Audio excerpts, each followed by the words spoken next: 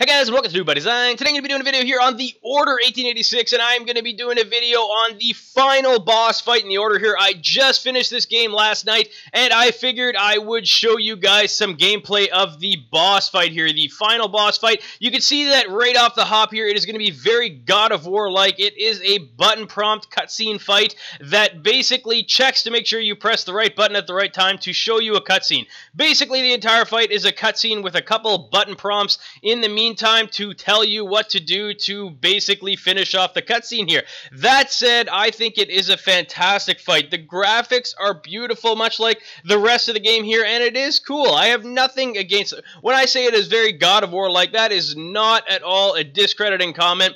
I enjoy the God of War series. I think it is beautiful. I like to finish bosses like this sometimes, not all the time, because it is too easy. Although, now that I'm saying it's too easy, you're going to see here there's quite a few times actually that I mess up. You can see basically what it is you're moving your right joystick. If the right joystick button comes up on the left, you're moving it to the left. If it comes up on the right, you're moving it to the right, on the bottom, down, and on the top, up. And you can see that it's right now it's just on the bottom, so that's all you do. And in the meantime, while you're doing all that kind of stuff, you're also pressing right trigger and left trigger to basically simulate these little cuts.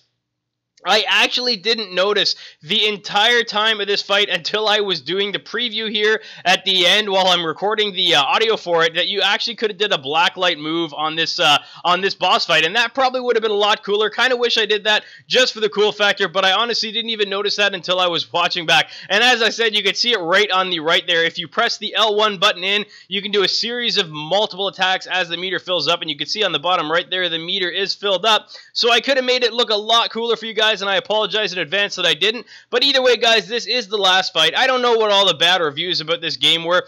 This story was fantastic. I love the way the story ended. In fact, I would say the story didn't really end at all, actually. It kind of left you on a cliffhanger, leading me to believe that there will probably be a number 2 to this series. And you know what? If there was a number 2 and they made it exactly the same as this game, obviously some different gameplay, different levels, and continued with the story, I would buy it just for that, guys. I really enjoy the storyline. Just a little bit of a different take on the vampire and werewolf series, and I really like their take on it, actually. It was a nice change, and again, the final boss fight here is pretty cool. There is another couple fights that are basically button prompt like this, but this one is obviously the longest, and it's going to be the longest because it is the final boss fight. You can see we are now just mashing the X button as we're getting slammed to the side of the wall, stabbed the guy like 20 times, and somehow, after all the slashes he's taken, he is still alive, but we are about to go right up to him and finish it off, and that will be the end of the fight.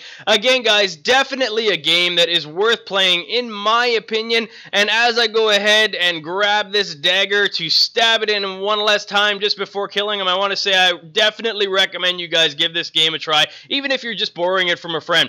Great game, guys.